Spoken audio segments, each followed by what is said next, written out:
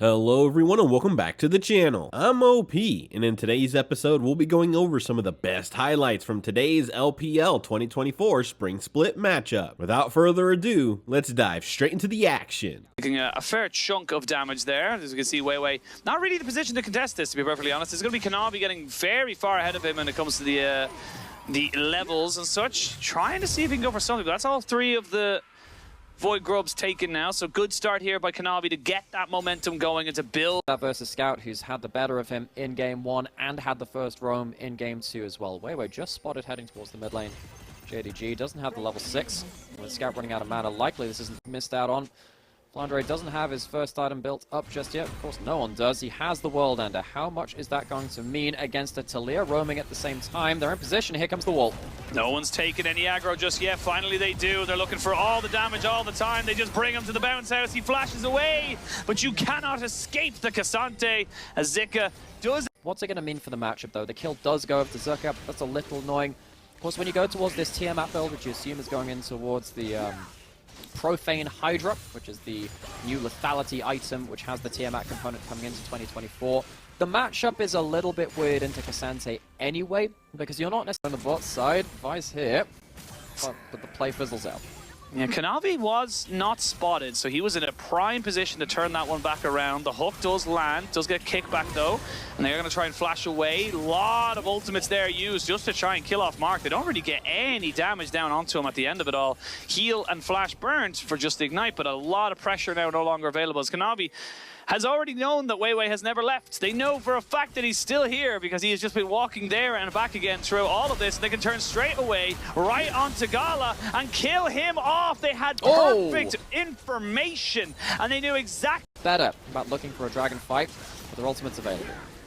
They're gonna burn that one so easily, but maybe they get a little lazy. Yagao doesn't know, but now has a feeling as the Vi walks out, they didn't have the best of situation to kind of go for this. Missing, still posturing forward. Kanavi gonna go forward. That's gonna be the TP committed by both top laners. After the Dragon, we're gonna have a 4v4, but I don't know why LNG wanted this. They're gonna try and make this one work with the Cassante, who's just gonna go all out onto Kanavi, pick him up, turn around and try and burn and turn onto Yagao, who flashes away. The double tap, not quite getting it with the Ardent Blaze. Missing will gladly give his life for his mid laner, and LNG do end up getting the fight 2-for-1 at the end of it all, but it was a bit of a weird.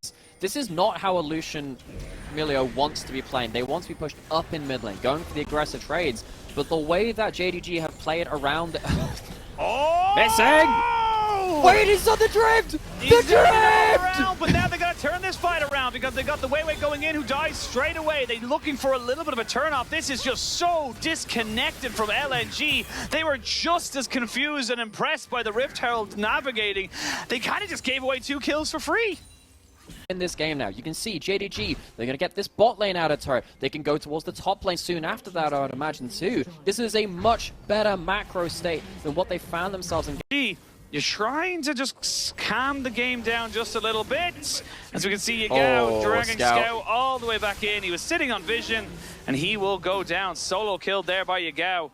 And these are the small little mistakes that we saw from LNG in their first few series of the year as well. This is not vintage. Kill onto Scout in the side lane, which is exactly the opposite of what happened in game 1. That's going to set his team up for success at the Dragon, just like Scout did before. Missing, forcing the flash out of Gala. That's a big tool away from the Lucian, who's had so little impact this game. JDG take the freebie. That's sole point for them. JDG, they're in a much, much more dominant position now. But with Yagao and Ruler over the wall, it kind of acts as a safety barrier for them at that point.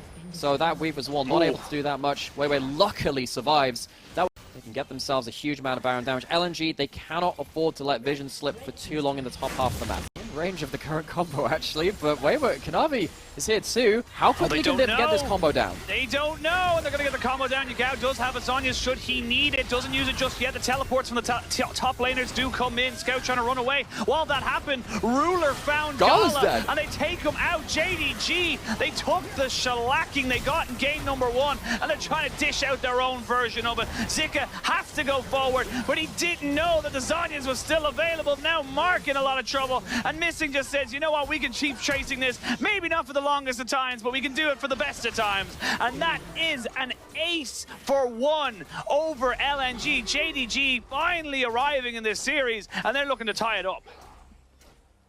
LNG, they tried the smoke and mirrors. They thought they were in a chokehold and said, look, we have to pick off someone somewhere, but Kanavi sniffs it out. Scout ends up Zonyasing in the base just before that play happens. Sadness for him. He builds up a full Zonya. At the point, he manages to keep himself at range. And, you know, Zucker on the Kasante's had a good swing at things. It's just, what can you do when your carries are so out of position and dead before they can really be the decisive members in these team fights? Yep, 7,000 gold lead now, and Cloud Soul just confirmed. They are pushing in towards that bot side. People to hit turrets like this. The repo men are outside your house. You gotta get home, LNG.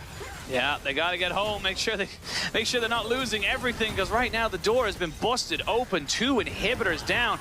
Half health now onto that one Nexus turret. They'll be able to burn it down pretty much in the next minions or so, and that's just the power. You just hit it once, even though you're tanking turret, and you should be able to just take it down. You have to go for a fight here as LNG. They're going to look to try and kill off Scout, and they should be able to get him. They will lose Wei in the trade, though. They are losing their Nexus towers now. Everything is being thrown at them. Ruler is untouched and just throwing arrows at them. This Weaver's Wall will do nothing to divide, but it will do everything for JDG to conquer. Zika looking for something here, trying to see if he can catch out Missing, and will be able to take him out. Yagao and Ruler still absolutely massive as they throw in more Pope, more soldiers, and more plays! Yagao looking massive there with the Shurima Shuffle, and that puts the cherry upon the cake. That is game 2, 1-1. These were some of the best highlights from today's LPL 2024 Spring Split matchup. Which moment was your favorite? Let me know in the comment section below. This is OP, and I'll see you tomorrow. Take care.